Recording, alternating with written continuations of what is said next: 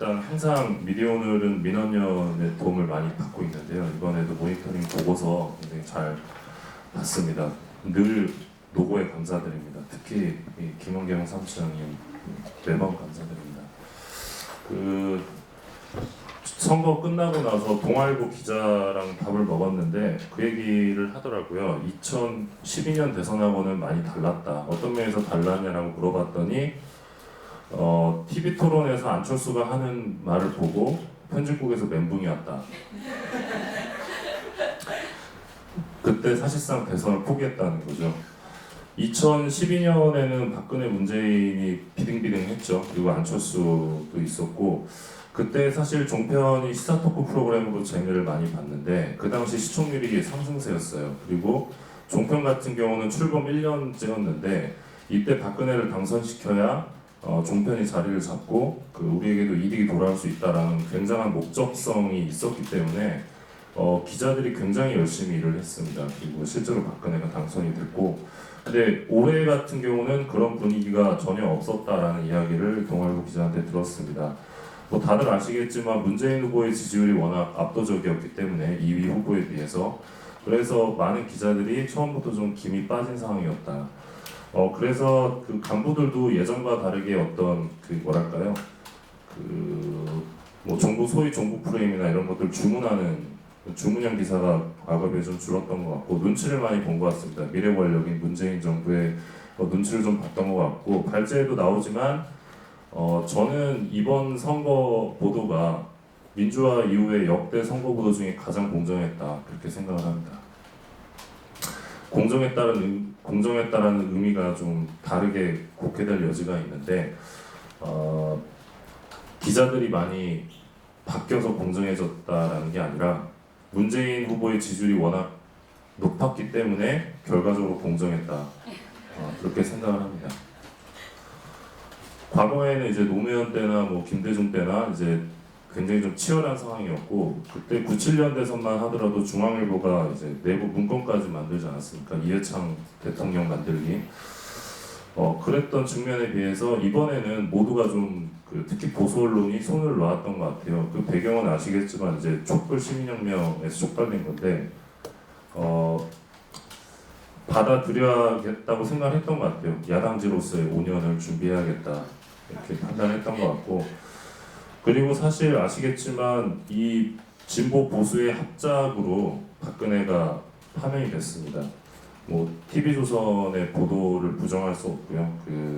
김영한 비망록이나 또 최순실 관련된 보도들 마찬가지로 이제 조선일보가 JTBC의 최순실 태블릿 보도를 인용 보도했었고 그럼 진보 보수의 합작이 사실 팩트체크 협업으로 좀 이어졌다고 생각합니다. 그래서 이번에는 굉장히 좀 유례가 없는 분위기였다라고 생각을 하고 뭐 그렇습니다. 제가 시청률 조사기관 닐슨코리아에 좀 자료를 받았었는데 대선 당일날 2049 시청률이 가장 높았던 시간대 TV조선 가장 높았던 시간대가 새벽 2시에서 2시 39분에 방영된 모란봉 클럽 재방송이었습니다. 이게 0.34%였는데 이게 이날 가장 높았던 2045 시청률입니다. 이게 무엇을 의미하느냐? TV조선은 망했다는 겁니다. 그날 오전에도 있었고 낮에도 있었고 저녁에도 있었고 모든 편성 중에서 새벽에 방송된 재방송이 2049 시청률이 제일 높았다. 그리고 이날 오전 8시 31분에 방송된 김광일의 신통방통의 2049 시청률은 0.03%였거든요. 이거는 시청률이 제로에 가깝다고 보시면 되는데 아시겠지만 종편은 지난 대선과 달리 이제 의제 선정에 있어서 완전히 실패를 하고 아무런 존재감도 드러내지 못했습니다. 이건 이제 보수가 무너진 것과 흐름을 같이 하는데 박근혜가 무너지면서 이제 박근혜의 홍보 매체를 자처했었던 TV조선이나 채널A도 같이 좀 타격을 받았다 이렇게 생각을 하고 있습니다. 그러면 TV조선만 망했느냐? 그렇지는 않고 공영방송도 이번에 많은 어려움을 겪었죠. 대표적인 게 이제 의제 선점 지위를 빼앗긴 부분인데 JTBC에게 이 의제 선점 지위를 공영방송이 빼앗겼습니다. 대표적인 게 이제 대선 후보 토론회였는데 JTBC 토론회에서 15%가 넘었죠. 시청률이 15%가 넘었고 그때 비로소 시청자들이 제대로 된 대선 후보 토론을 본 것 같다라는 평을 내렸습니다. JTBC 메인 뉴스에서 그 모든 핫피플이라고 할까요? 그 이슈 메이커들이 출연을 했었고 JTBC가 모든 이슈를 주도했습니다. 방송 뉴스에서는. 반면 이제 KBS는 좀 기계적인 중립을 좀 유지하면서 권력의 눈치를 본 와중에 내부에서 홍준표 후보에게 치우쳤다라는 비판이 나왔었고 MBC는 뭐 발제에 나왔듯이 발가벗고 뛰었죠.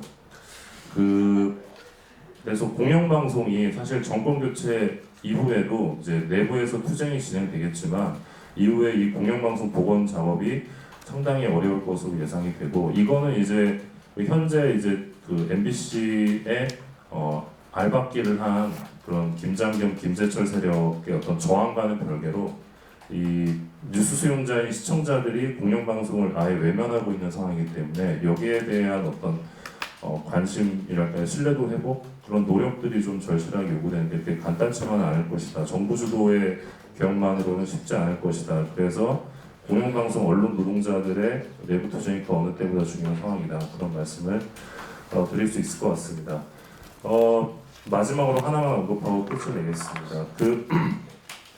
5월 9일 날 닐슨 코리아에서 오후 6시부터 오후 12시까지 6시간 동안 대선 개표 방송을 시청한 시청자 수를 분석한 내용이 있습니다. 이건 이제 미디어오늘에서만 기사가 나온 건데요. 6시간 동안 개표 방송 JTBC 시청자 수 226만 6천 명입니다. KBS 1TV 222만 1000명입니다. 6시간 동안 분당 시청자 수에서 JTBC가 KBS 1TV를 앞섰습니다. 개표 방송에서 JTBC가 시청자 수에서 이렇게 KBS 1TV를 앞선 사례가 제가 알기로는 이날이 처음입니다. 이게 그 언론계에서는 많은 시사점을 던져주는데 사실 KBS는 아무리 무너졌다고 하더라도 평일 시청률이 18% 정도를 유지하면서 꾸준히 이제 업계 1위를 지켜왔는데 시청자 수에서 이날 JTBC에게 밀린 겁니다. 그리고 2049 시청자 수에서는 JTBC가 KBS 1TV의 2배 가량을 나타냈는데 이게 이제 그 의제선전지를 빼앗긴 어떤 단적인 그 모습이라고 볼 수 있습니다. 이 부분에 있어서 사실 KBS 언론 노동자분들이 굉장히 긴장하셔야 되는 부분이라고 생각을 합니다. JTBC라는 곳이 이제 손석희가 나가면 그 모래성처럼 무너질 가능성이 높은 조직이기 때문에 그 어느 때보다 이제 저는 문재인 정부에서 공영방송의 정상화가 중요하다고 생각을 하고요. 또 비슷한 맥락에서 종편의 민주노조를 세우는 그런 언론 운동도 같이 병행돼야 한다고 생각을 합니다. 어쨌든 그 아까 모두 발언에서 언론노조 위원장께서 되게 중요한 말씀을 해주셨는데 결국 그 언론개혁이라는 게 대통령의 의지에서만 이루어질 수는 없는 것이고 또 대통령이 의지하는 것도 바람직한 방법은 아니라고 생각을 합니다. 결국 언론계 각 방송사, 각 신문사에서 이제 언론 노동을 하고 있는 노동자들이 직접 싸우지 않는 한 아무도 우리의 삶을 본인의 삶을 바꿔주지 않습니다. 그 점을 명심하고 문재인 정부에서 또 열심히 힘차게 싸웠으면 좋겠습니다. 고맙습니다. 네, 감사합니다. 정홍식입니다. 오늘 이 자리에 와서 발제 말씀을 들으면서 두 가지 정도 생각이 들었습니다. 첫 번째는 아이고 너무들 고생하셨다 이런 생각이 들어서 그래서 저도 시민단체에 있습니다만 언론단체에서 일 안 한 게 참 다행이다 이런 생각이 들었습니다. 그리고 또 하나는 뭐 제가 이 자리에 왜 불려왔을까 그런 생각도 계속 들었습니다. 제가 뭐 미디어 비평 전문도 아니고 또 사실 제가 미디어를 좀 일상적으로 많이 접하는 편도 아닙니다. 일단 저희 집에 TV가 작년 가을에 없어졌습니다. 그 막내놈이 하도 집에 있으면 TV만 찾으니까 제 아내가 급해 왜 제가 있다는 걸 의심을 하고 TV를 없애는 바람에 거의 TV를 못 보고 살고 있어서 뭐 오늘 발제 말씀드리면서 어떤 말씀 드려야 하는지 고민이 좀 들었었는데요. 그래서 저는 뭐 구체적인 어떤 뭐 이제 분석에 대한 저희 토론보다는 지난 대선 그리고 지금 최근의 상황 그리고 또 앞으로 좀 이제 우리가 좀 짚고 넘어가야 될 부분들 이런 부분들 좀 짧게 몇 가지만 좀 말씀을 드릴까 합니다. 일단 뭐 아시다시피 이제 박근혜 없는 박근혜 정부, 그다음에 이제 뭐 보수적인 정당들 또 언론들 이런 쪽에서 좀 삼각편대를 이뤄서 어떻게든지 좀 안보 이슈, 북한 이슈를 띄워보려고 무던히 애를 썼습니다만 그게 전반적으로 표심을 움직이는 데는 역부족이었다. 그래서 북풍 효과는 대단히 좀 미미하지 않았나 이런 느낌이 듭니다. 다만 이제 두 가지 정도 그래도 주목할 만한 현상이 있었다는 생각이 드는데요. 하나는 상당히 좀 대선 후보들, 전반적으로 우리 사회가 사회 경제적인 이슈는 좀 전반적으로 사람들도 그렇고 미디어의 보도량도 그렇고 좀 진보 쪽으로 좀 이동하는 이런 부분들이 좀 나타나고 있다고 한다면 통일 외교, 국방 이런 쪽 상당히 좀 보수화되는 이런 추세들이 좀 많이 나타나고 있다. 그것이 이번에 주요 대선 후보들의 어떤 이제 TV 토론이라든지 공약 사항을 보더라도 그런 부분들이 좀 두드러지게 나타나는 그 어떤 후보도 과감하게 북한과 적극적으로 대화하겠다는 얘기를 하지 못하는 이런 부분들을 우리가 통해서 확인할 수 있는 부분인 것 같고요. 또 하나는 일종의 좀 신냉전 세대의 출현 이런 부분들을 좀 확인할 수 있는 부분인 것 같습니다. 그러니까 그 이제 뭐 남북 화해 협력 시대를 경험하지 못한 지금 세대들이 이제 20대, 30대 초반 투표 유권자들 중에서 이런 분들이 많이 있는데 전반적으로 이제 좀 뭐 남북 관계를 포함한 안보 문제 관련된 여론 그 변화의 추이를 보면 이 20대에서 30대 초반까지 상당히 좀 그 강경한 태도들을 많이 보이는 경우도 나타났었는데 이번 같은 경우에도 이제 유모 후보가 좀 젊은 층들한테 상대적으로 좀 득표를 많이 얻지 않았습니까? 이런 부분들이 예를 들면 사회 경제적으로 좀 진보적인 생각을 갖고 있는데 이런 안보 이슈 이런 부분들에 대해서 좀 보수적인 생각, 좀 북한에 대한 강경한 입장을 갖고 있는 이런 어떤 이제 좀 세대 특성이 좀 반영된 것이 아닌가. 그래서 이런 부분들이 전 뭐 개인적으로 좀 눈에 띈 부분이었다는 생각이 들고요. 그리고 그 뭐 이제 안보 이슈 중에 대표적인 게 사드 문제 이런 부분들인데 이게 이제 좀 뭐 대표적으로 하나 에피소드일지 모르겠습니다만 우리 언론의 기량 그리고 어떤 편향성의 한계를 잘 보여주는 부분이 하나의 이제 에피소드가 있었는데 2월 달에 그 미국 하원 의원인 조 윌슨이라는 의원이 사드 배치 촉구 결의안을 미국에 낸 적이 있습니다. 국내 언론에서는 그걸 상당히 대대적으로 보도를 했습니다. 상당히 많은 언론들이 비중 있게 보도를 했는데요. 근데 이거 관련해서 미국 언론은 단 한 군데도 보도를 하지 않았습니다. 미국 국회의원이 이렇게 발의한 거에 대해서 미국 언론은 단 한 건도 보도가 안 나왔거든요. 제가 이제 다 이제 검색을 해보니까 이게 어떤 의미냐면 뭐 사드 자체가 이제 뭐 굉장히 이슈가 과잉화되고 있는 부분도 있습니다만 그런 부분들을 대대적으로 보도함으로써 미국 의회, 미국의 전반적인 분위기가 사드 배치를 강력하게 지금 원하고 있다. 이런 메시지를 전달함으로써 사드에 대해서 유보적이거나 반대하는 후보들에 대해서 어떤 공세의 빌미로 삼는 실제로 이제 바로 그런 보도를 하면서 다음날 바로 사설을 쓰면서 미국 의회가 이런 분위기인데 어디 감히 사드 배치에 대해 반대하느냐 유보하느냐 이런 식의 어떤 비난성 사설을 내보낸 이런 매체들도 있었죠. 그래서 이제 그런 부분도 있고 또 하나는 이 조 윌슨이 어떤 사람이냐 사실 이건 한 20-30분만 투자를 해도 구글에 하면 쉽게 찾을 수가 있습니다. 그 조 윌슨이라고 하는 그 미 하원 의원의 가장 큰 정치 자금줄이 로키드 마틴입니다. 사드를 만든 로키드 마틴 회사이거든요. 사실 이런 부분들은 미국 그 권력 감시 단체 사이트만 들어가봐도 금방 찾을 수 있는 이런 내용들인데 그 언론에서 좀 그런 맥락들도 같이 보도를 할 거면 그런 맥락들도 좀 같이 짚어주고 온다고 한다면 우리 이제 독자들 또 이제 우리 국민들이 이 문제에 대해서 좀 더 객관적으로 파악할 수 있는 소질이 있었는데 그런 게 전혀 없는 이런 부분들이 상당히 좀 안타깝게 느껴지는 부분이고 전반적으로 그 이제 보수 언론에 보여준 행태들은 일종의 좀 로키드 마틴 로비스트를 자처하는 오히려 로키드 마틴에 나온 팜플렛보다 사드의 성능을 훨씬 더 과장하는 이런 모습들을 보면서 굉장히 좀 씁쓸하다는 생각이 좀 많이 좀 들었던 부분인 것 같고요.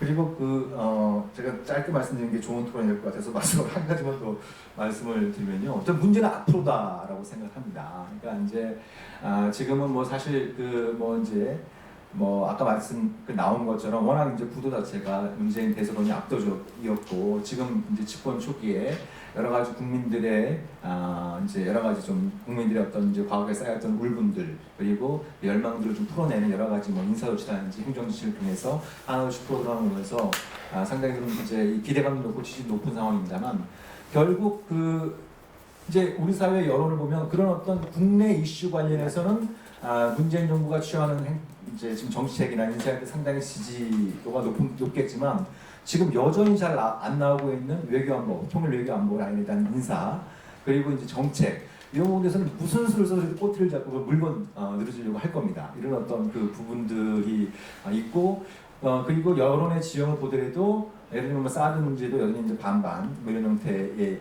이제 양태를 보이고 있고 그리고 이제 그런 어떤 뭐 예를 들면 청와대 안보실장이라든지 뭐 통일 외교 국방장관 이런 이제 주요 통일 외교안보 라인에 대한 인선 이런 부분들 관련해서 굉장히 좀 색깔론을 제기할 가능성이 많이 높고 그런 부분들이 사실 문재인 지금 대통령이 통일 외교안보 라인을 갖다가 지금 안보에 흔히 얘기하는 안보의 엄중한 이런 현실에 비해서 인선이 늦춰지고 있는 어떤 국내적인 요인인 부분들이 있는 것 같습니다. 그래서 앞으로 이제 이 언론 감시단체 쪽에서 물론 지금 대선 때까지 너무나도 고생을 많이 하셨고 좀 한동안 좀 푹 쉬셨다가 앞으로 이제 선거 이후에 대해서 이게 문재인 정부에 대해서 이제 좀 보수 언론들이 이 통일 외교 안보 이 이슈를 가지고 어떻게 흠집을 내려고 하는지 이런 부분들에 대해서 좀 예방적 어떤 관점에서 적극적으로 모니터링을 해주시면 좋겠다 이런 느낌이 들었습니다.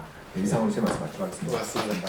이 자리에 이렇게 오랫동안 남아 계신 이제 기자분들 또 활동가분들 또 저기 민원연을 하고 계신 분들 정말 존경스럽고요. 긴 시간 참아내시는 날에 많이 쓰셨습니다. 오늘 아침에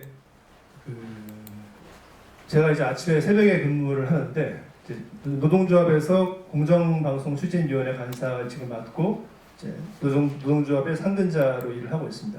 근데 동시에 이제 타임오프라고 하는 근로시간 면제 제도를 이용해서 하루에 반은 근무를 하고 이제 반은 조합 일을 하고 이런 형태의 근무하느라 이제 아침에 왔는데 상황을 설명드린 이유가 뭐냐면 아침에 이제 옆에 부서의 사회부에 이제 어떤 간부가 지나가는 모습을 봤는데 그런 말을 툭 뱉고 지나가는 거예요. 무슨 말이냐면은 야 특수활동비 좀 써야 되는 거 아니야?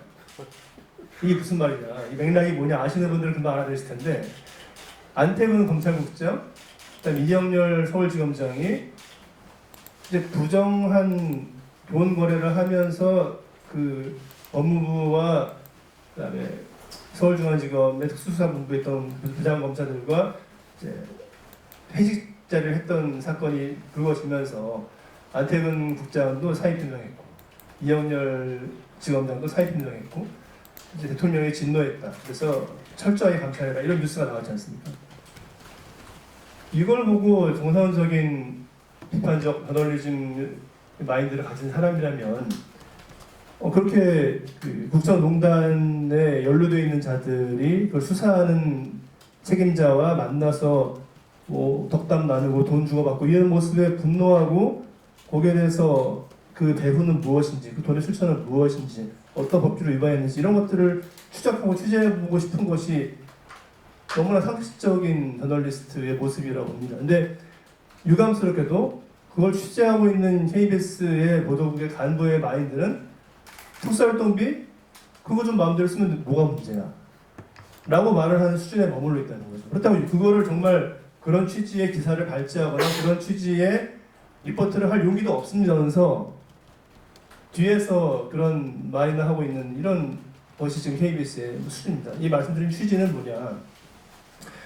뭐 대선 방송 얘기도 좀 하겠습니다만은 지금부터가 정말 중요하다는 거 다들 아실 겁니다.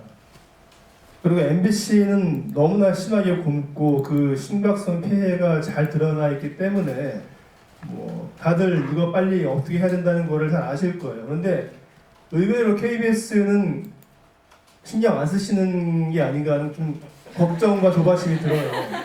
아까 그 민원연 양쪽 분석에서도 KBS가 대선 방송에서 유익한 보도를 제일 많이 한 방송사 2위가 되질 않나. 물론 이제 그 어떤 기준을 엄정하게 적용하다 보니 그런 결과가 나왔을 거라고 이해합니다만 결코 그렇지 않습니다. 지금 방금 말씀드린 일화는 그야말로 일화 중 하나일 뿐이고 다들 아실 거예요. 최순실 측근이 맞나? 뭘로 그걸 증명하지? 이런 말을 내뱉었던 자가 지금도 KBS의 보도국장을 맡고 있습니다.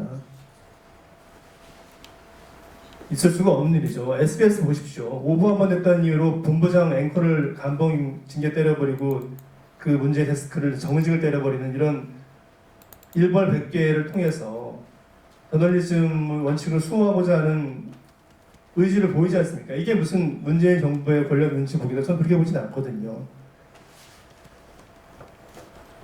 이런 문제의식을 토대로 KBS가 뭐가 문제였냐, 대선방송이 뭐가 문제였냐 짤막하게 조금씩만 말씀드리겠습니다. 이제 물론 민원위원회 종합 모니터 과정에서는 또 드러난 게 있습니다만 제가 조금만 더 심층적으로 조금만 KBS 대선방송 문제점을 소개를 드리자면 일단 시기를 좀 더 넓게 잡아야 될 것 같습니다. 무슨 말씀인고 하니 민원위원회 이번 민원위원회 아니라 대선방송 감시원, 미디어 감시원, 대선 미디어 감시원대의 이번 집중 모니터는 대체로 그 범위가 3월 20일인가요? 그때부터로 이제 5월 8일까지로 잡았는데 물론 이제 집중적으로 감시해야 된다는 건 맞습니다만은 저희 KBS 언론노조 KBS 본부는 좀 더 다르게 생각했습니다. 저희는 박근혜 탄핵 절차가 진행되는 그 시점이야말로 대선 표심에 결정적 영향을 미칠 수 있는 그런 시점이다. 그리고 물론 그 당시에는 대선이 이루어질 것이라고 확정되지 않았지만은 매우 가능성이 높은 상태였다. 따라서 그 시점이야말로 진짜로 대선 방송 감시가 집중적으로 필요한 시기였다라고 판단을 했습니다. 그래서 뭐 여러 가지 조치를 취했습니다. 그런 일일이 제가 설명드리는 자리는 아닌 것 같고요.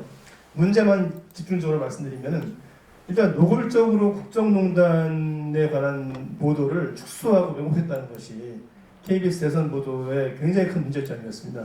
그게 두드러진 시점은 이제 아시다시피 뭐 1월, 2월 탄핵과 특검 또 태극기 집회 그리고 이제 실제로 탄핵이 인용됐던 이 시점을 전후로 했던 얼마나 많은 보도가 쏟아져 나왔으니까 뭐 5만 뭐 몸을 목욕을 하고 오면 5만 원 주는 태극기 집회 참가자 얘기가 나오지 않나 전경련을 통해서 태극기 집회에 참가했던 그런 단체들에게 수많은 돈을 지원했던 사실이 드러나지를 않나.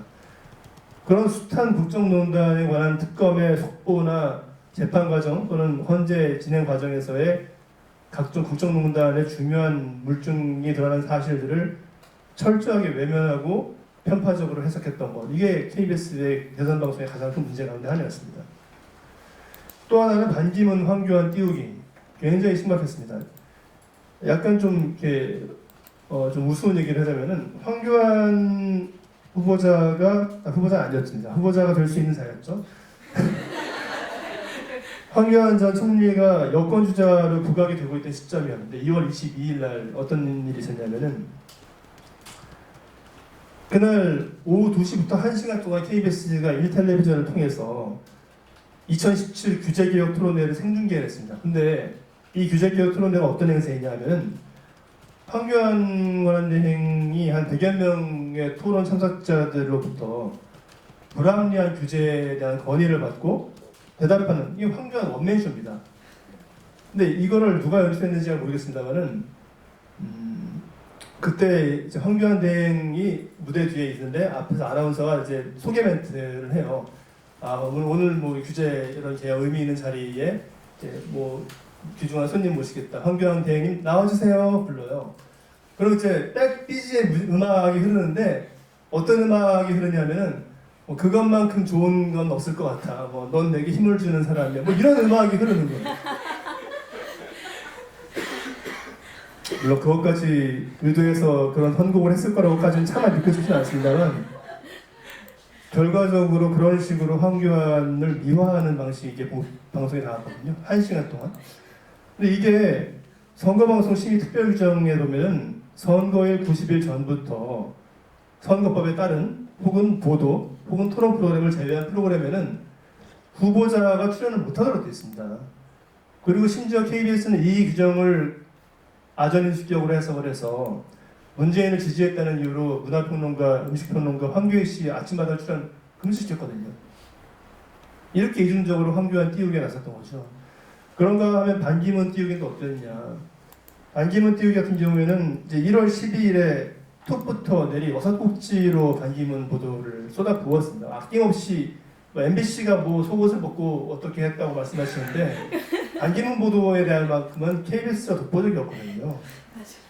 그날만 그랬던 것이 아니고 1월 14일부터 24일까지 열흘 동안에 KBS의 주요 대선 주자 뉴스 화면 노출량을 저희 조합에 조사해봤더니 반기문은 495초, 문재인은 385초였습니다. 그러니까 이게 110초 더 많은 분량을 반기문에게 쏟아준 거죠. 이건 사실 50 때나 써왔던 편파 분량 보도 배분이거든요. 이런 식의 수법이 부활한 겁니다. 마지막으로 한 가지만 지적하자면 문재인 죽이기의 편파 보도 이거 지적하지 않을 수 없습니다. 가장 두드러졌던 것이 이제 3월 21일부터 4월 5일 사이 보름 남짓한 기간 동안 KBS 뉴스, 9시 뉴스에서 5차례에 걸쳐서 문재인 아들 채용 의혹 리포트를 내놓았는데요. 저는 이제 문재인 유력 주자니까 또 아들에 대해서 부당하게 자기의 지위를 남용해가지고 특혜를 주었다면 당연히 검증 대상이 된다는 거 전혀 이의 없습니다. 다만 무책임한 의혹 제기를 무책임한 폭로선 주장을 받아쓰기식으로 하면 안 된다는 거죠. 검증을 해야죠. 취재를 하고 확인된 내용을 토대로 보도한다면은 쌍수를 들고 환영할 일입니다. 그게 문재인이 됐든 홍준표가 됐든. 그런데 KBS 어떤 식으로 보도했습니까? 자유한국당에서 뭐 신재철 국회 부의장이 폭로한 내용, 국정감사해야 된다는 등 이런 거 그대로 받아쓰기해서 확성기 노릇하는 데 그쳤습니다. 자체적으로 확인해가지고 취재해서 보도한 내용이 거의 없습니다. 이게 왜 심각한 문제냐면은 KBS가 스스로 내놓고 있는 대선 보도 준칙이 있습니다. 19대 대통령 선거 보도 준칙을 보면 후보자의 공직 적격성과 자질 검증에 관한 사항을 보도할 경우 확인된 사실을 기초로 보도해야 한다. 사실관계 여부를 확인하기 어려운 폭로성 주장이나 단순한 인신공격성 비방 또는 명예훼손이 확실시되는 경우에는 보도하지 않는다라고 스스로 선포했습니다. 이래놓고 이걸 하고 있었어요. 그런 사례가 무수히 많이 이어졌고 또 SBS가 스스로 오보임을 시인한 그 세월호 인양 문재인 거래 의혹 보도도 어떤 식으로 보도했냐면은 그 국민의당에서 공개했던 오거돈 해수부 장관이 마치 해수부에 뭔가 자리를 줄 것처럼 후보자와 얘기가 됐다. 이런 보도, 이런 발언 내용 그대로 틀면서 국민의당 주장이 마치 근거가 있는 것처럼, 그러니까 정말 SBS가 보도한 오보가 사실로 보이는 것처럼 하는 내용 실어주고, 뭐 자유한국당 말할 것도 없죠. 이게 사실은 패륜이다. 뭐 이런 주장 그대로 실어주고. 그런 다음에 맨 마지막에 SBS는 해당 보도를 정정하고 사과했습니다. 라고 한마디만 걸치는 겁니다. 이게 과연 이 SBS 오보로 인한 그 사실관계를 제대로 보도한 겁니까? 아니거든요. 이거는 명백한 그 정치권의 의혹 제기를 빗대서 문재인 후보에 불리한 영향력을 미치는 보도를 낸 겁니다. 이게 어제 이런 문제들을 토대로 한 공정방송위원회가 개최가 됐습니다. 어제 제가 공방에 들어가서 사측 보도본부장이나 뭐 부사장 또 취재 주관들 상대로 이런 문제를 따져물었죠. 잘 해명을 못하죠. 의도된 것이 아니었다. 뭐 최대한 준칙을 지키려고 노력했다. 근데 좀 두드러진 점은 대선 끝나고 나서 사측 태도가 좀 순해졌어요. 그러니까 그게 뭐 이번 공방에만 아니고 지금 약간 그런 식으로 조금씩 완화되는 경향성이 느껴지는데 지난해 총선 때 이후에 있었던 공방위에 들어갔을 때만 하더라도 그때는 지금 본부장이 아니라 다른 본부장이었죠. 그 본부장 같은 경우에는 일단 노측이 문제를 제기하면은 너네가 뭘 몰라서 그런다. 좀 똑바로 알아라. 이런 식으로 굉장히 노측을 이제 깎아내리는 거친 이제 반응을 보였는데 지금은 이제 노측의 입장 충분히 이해한다. 뭐 그런 우려 고려하겠다. 우리도 잘못한 게 없지 않다라는 식으로 뭐랄까. 근데 전에 비해서는 상당히 태도가 좀 온순해졌다고 할 수 있습니다. 잘못한 게 워낙 많기 때문에 할 것이고요. 마지막으로 드리고 싶은 말씀은 이렇게 문제 많은 방송이 KBS를 통해서 나갔음에도 불구하고 국민들이 그걸 꼼꼼히 체크를 못하셨습니다. 그리고 또 하나 큰 문제는 KBS의 북한 관련 보도입니다. 다 아시겠습니다만은 양적으로 타사보다 두세 배 많은 것은 기본이고 단순히 양만 많은 것이 아니라 굉장히 호전적으로 그리고 남북 간 대결을 부추기고 북한을 처단해야 하고 공격해서 쓸어버려야 할 그런 존재로 계속 국민들에게 인식을 시키는 점 이것이 과연 누구를 위한 것이고 무엇을 위한 것이겠냐 묻지 않을 수 없는데 이렇게 문제가 많은 KBS 보도가 나가고 있으니까 MBC도 마찬가지고요. 이제 이걸 어떻게 해결할 것이냐. 사실 여기에는 고민이 있습니다. 과거 정권 때처럼 아주 비열한 방식으로 할 수는 없죠. 과거 정권 때 어떻게 했습니까? 이사들, KBS 같은 경우에 이사들이 마음대로 물러나지 않으니까 그 이사들이 속해 있는 학교에 가서 학교를 협박을 해가지고 학교 이사직을 해임시킨 다음에 자격 없으니까 이사직에서 자른다. 뭐 이런 비열한 수단들을 다 동원하고 또 정현준 사장 같은 경우에는 심지어 슈퍼마켓 가가지고 탁탁 털었는데 아무것도 안 나오니까 되지도 않는 배임이라는 엉뚱한 누명을 씌워서 끌어내렸지 않습니까? 근데 그런 방식으로 지금의 KBS나 MBC 사장을 끌어내리는 것은 저도 반대합니다. 그것은 당장에는 어떻게 뭐 설령 될 수 있을지 모르겠습니다. 된다 하더라도 언론의 공익과 자유를 침해했다는 더 큰 어떤 원칙을 훼손하는 것이 안 되죠. 그럼 그렇다고 해서 놔둬야 됩니까? 그건 더 안 됩니다.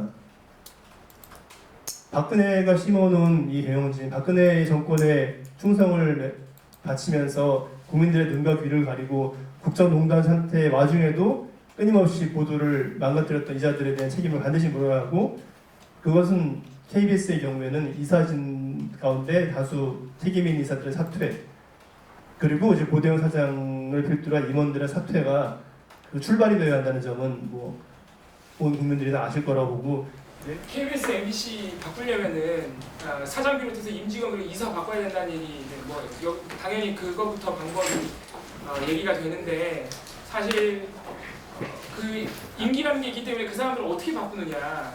아까 또 말씀하신 이전 정부들처럼 더러운 방법 쓰면 안 된다고 하셨잖아요.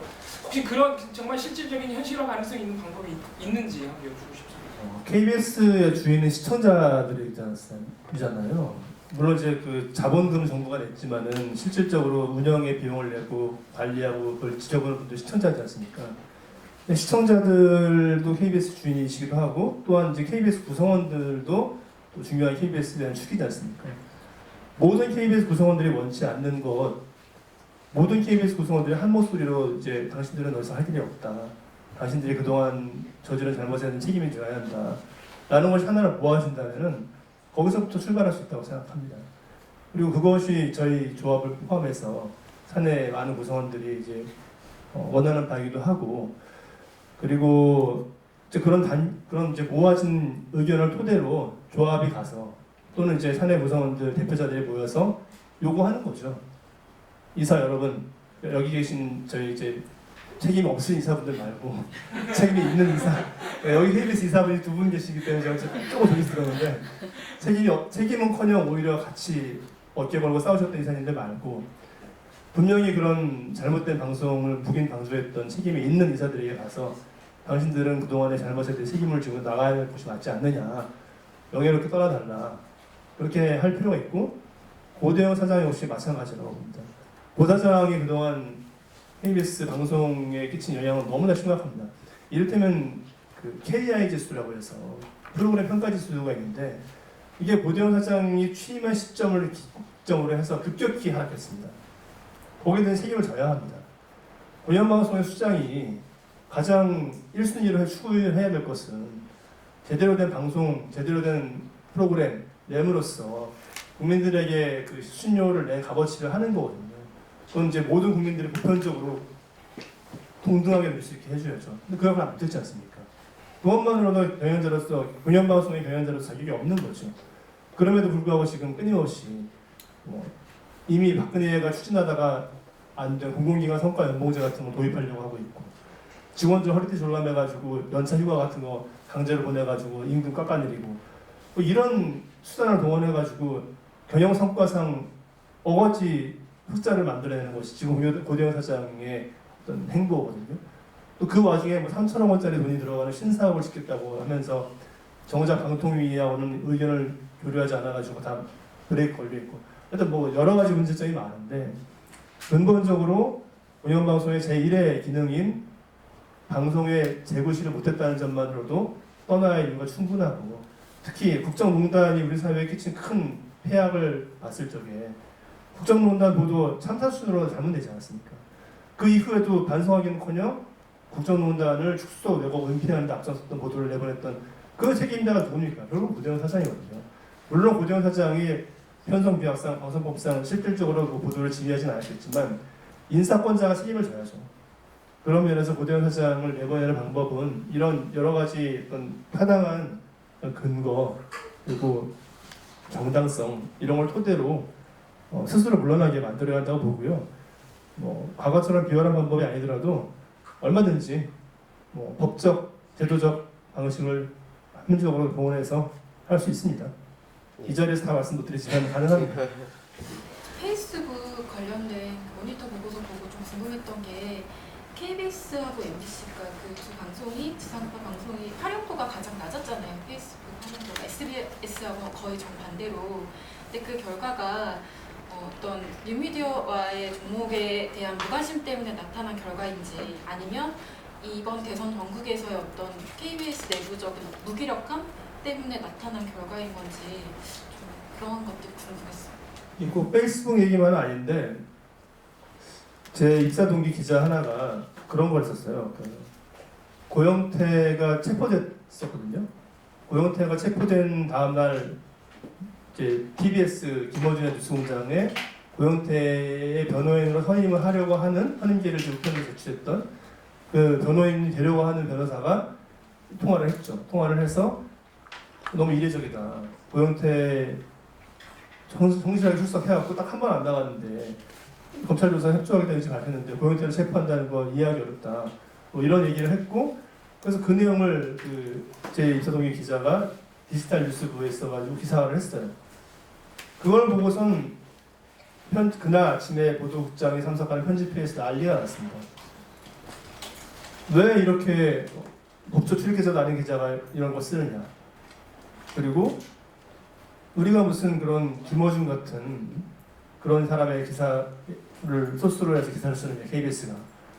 뭐 그런 식의 얘기를 막 한 거죠. 근데 핵심은 디지털 뉴스부에서 그렇게 독자적으로 방송 나가는 보도와 무관하게 인터넷과 모바일에 기사를 쓰는 거, 특히 그 기사가 자기들의 입맛에 맞지 않을 경우에 굉장히 격렬하게 제가 내부적으로 탄압을 하는 거죠. 그런 사례가 많습니다. 그 외에도 이를테면 팩트체크라는 걸 디지털 뉴스부에서 했는데 그 팩트체크에는 앞에다가 참, 뭐 비교적 참, 뭐 판단 보류, 뭐 비교적 거짓 뭐 이렇게 판단을 다 같이 없었거든요.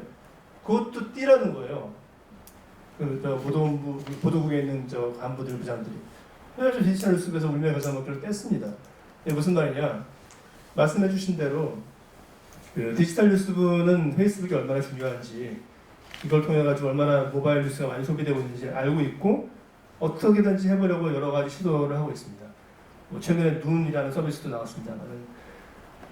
근데 아직도 그 방송을 쥐고 있는 보도국 간부들 상당수는 디지털에서 뭔가 그런 식의 시도를 하는 것을 못마땅해하고 특히 자기들의 입맛에 안 맞는. 이를테면 고영태 변호인이 뭔가 KBS 뉴스에 등장하는 것 자체가 싫겠죠. 고영태 음모론을 계속해서 띄웠던 언론사가 KBS 아닙니까? 그러니까 그런 식의 입맛에 안 맞는 보도 또는 자기들이 통제하기 어렵다고 판단되는 보도가 디지털을 통해 나가는 걸 싫어하죠. 그런 분위기를 다 아는 거죠. 그러니까 이번 대선 보도에서도 대선과 관련된 페이스북 포스팅 같은 것들은 상대적으로 적을 수밖에 없었을 것이다 라고 추정을 할 수 있습니다. 근데 그것이 뭐 페이스북을 통한 이제 KBS 뉴스의 확대 뭐 노력 같은 것이 없는 것이냐, 그건 아니고요. 이제 페이스북은 아시겠습니다만은 그 이용자들이 좋아요를 누르고 공유하기 누르고 그래야지만이 이제 퍼질 수 있는 그런 제 특성이 있잖아요. 도달률이 중요하고. 그러니까 아무리 우리가 공급자 입장에서 정제된 뉴스, 뭐 어떤 공식적인 뉴스를 내고 싶어도 이용자들이 안 봐주면 끝이지 않습니까? 뭐 트위터가 아니거든요. 그러니까 그런 면에서 어떻게든지 사람들이 많이 보게 만들기 위한 노력을 하는데 그런 것 중 하나가 이제 뭐 크랩이라고 해가지고 좀 이렇게 소프트한 동영상을 전문적으로 올리는 그런 페이스북 계정을 만들기도 하고 여러 가지 시도를 하고 있어요. 근데 더 중요한 거는 그 내용물이겠죠. 알맹이가 좋으면은 그 포맷이 어떤 형태라도 사람들이 소비하는 것이고 알맹이가 KBS라고 하는 낡고 정권 편향적이고 불공정한 방송사의 브랜드 이미지를 유지하고 있는 한 어떤 노력을 해도 한계가 뚜렷하기 때문에 근본적으로는 KBS라고 하는 브랜드 이미지, 보도와 방송에 흐르고 있는 불공정성이라는 그런 사람들의 선입관, 이것을 어떻게 누그러뜨릴 것이냐, 예, 그게 선결 과제라고 생각합니다. 지금 우리가 모니터를 하면서 사실 상대적으로 좀 나아졌다고 하지만 굉장히 안 좋은 보도들이 많았다는 걸 아는데 그럼에도 불구하고 아까 그 토론자 발표 자리에 한 표현을 그냥 그대로 옮기면 홍모 씨보다 문모 씨가 된 것이 참 다행스러운 결과다라고 생각하고, 어쩌면 모니터 촛불 시민들의 그 의지와 열기가 이것을 만들기도 했지만 언론이 잘못하면 안 된다라는 사회적 분위기, 그리고 거기에 조금이나마 이력을 담당한 대선 미디어 감시연대의 기여도 있을 거라고 스스로 자족하고요. 문제는 그 과정에서 본 것처럼 언론이 제대로 조금이나마 상대적으로라도 좀 나아지면 사회적 선택은 좋아진다. 그러면 이게 대통령 뽑고 끝나는 건가? 사회가 그건 아니지 않습니까? 앞으로 굉장히 많은 일들이 반복될 겁니다. 그때마다 언론이 조금이라도 더 나쁘지 않으면, 그리고 바람직하게는 진짜 제대로 저널리즘 기능을 수행하면 우리 사회가 훨씬 더 좋은 선택을 많이 할 거다. 그런 의미에서 오늘 이제까지 한 활동과 오늘 토론회가 갖는 의미가 있다고 보고요. 여기 오신 분 많지는 않지만 주변에 얘기해서 아까 정수영 기자가 말씀하신 것처럼 지속적으로 언론을 좀 바꾸는데 같이 노력해보자, 이런 의지를 공유하는 것으로 오늘 토론을 마치겠습니다. 다들 수고하셨습니다.